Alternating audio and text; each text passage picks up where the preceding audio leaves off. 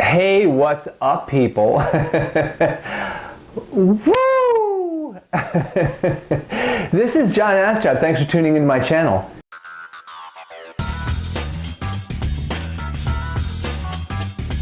Today, I'm telling the story about Mike, the tragic UPS driver.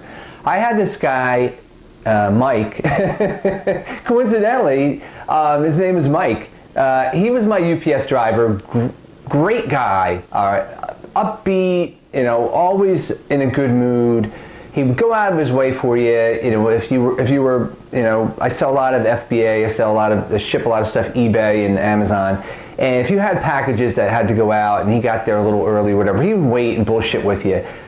Great guy, or he would leave and you'd get an order in and you say, Mike, can you swing back around and pick it up when? No problem. Best guy ever. About 2 years ago, it was icy. It was around the holiday season, and UPS drivers are super overwhelmed. So long story short, he falls down, fucks up his shoulder really bad, and had to go for surgery, physical therapy, and after everything, he can't lift his arm like much higher than this. So I saw him about a year after this happened. He had gained weight. He had 2 days worth of stubble on his chin, and he looked terrible. And he couldn't stop talking about his fucking shoulder. It's all he talked about. And UPS doesn't want to pay him disability, and he's physical therapy, and blah blah blah blah blah. So all he talked about was his shoulder. And I said, Mike, I know a guy who is a paraplegic, and he puts a suit on every day, and he goes to Starbucks, and he gets his coffee, and he gets up in his van, and he goes to work. I said, your arm is like not, you can't raise your hand like this. Now your life is over. So, and I said, Mike, what are you doing all day? Well, I have HBO and Netflix, and so he sits on his ass all day and binge watches bullshit, watches garbage, and he's letting his life go down the drain because his arm's messed up. And I let him have it. I'll probably never hear from him again because I told him that he was wasting his life. So the point of this story is his weakest point, which was his arm. He was letting his weakest point define his life, define his future, and so his arm was fucked up, so now his life is fucked up. It's just beyond comprehension that he lets his weakest point, his weakest feature define his life. But we all do that. So if you have a weakest point, like I hear people say, well, I'm not a tech person. I can't do, online marketing. I'm not a techie.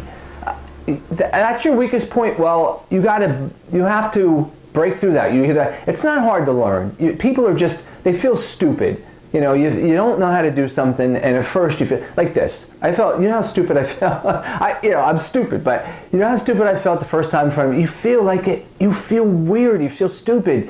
You have to. If that's your weakest point, feeling dumb in front of the camera, then you can't let that define you or stop you. If you're bashful, if you don't like talking to people, if you don't like selling, if you're not a techie, you just can't let your weakest feature define the rest of your life. So that's my motivational speech. Don't be like Mike, the loser UPS guy.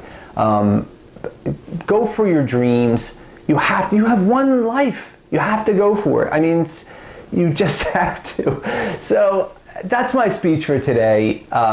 Please like this video. Please comment and subscribe and check on any and all links below. And Mike, if you're watching, get off your fat fucking lazy ass. Oh, that's the other thing. I said, go online and take some courses. Do what, the Udemy, they have like $5 courses. Oh, my laptop's a piece of shit. The guy has a $300 a month cable bill from all the fucking cable he watches. He can't go buy a $200 Chromebook and improve himself. So don't be like Mike, the loser UPS driver. Okay? Remember, it's right in front of you. Make it real. Go for it. Cheers.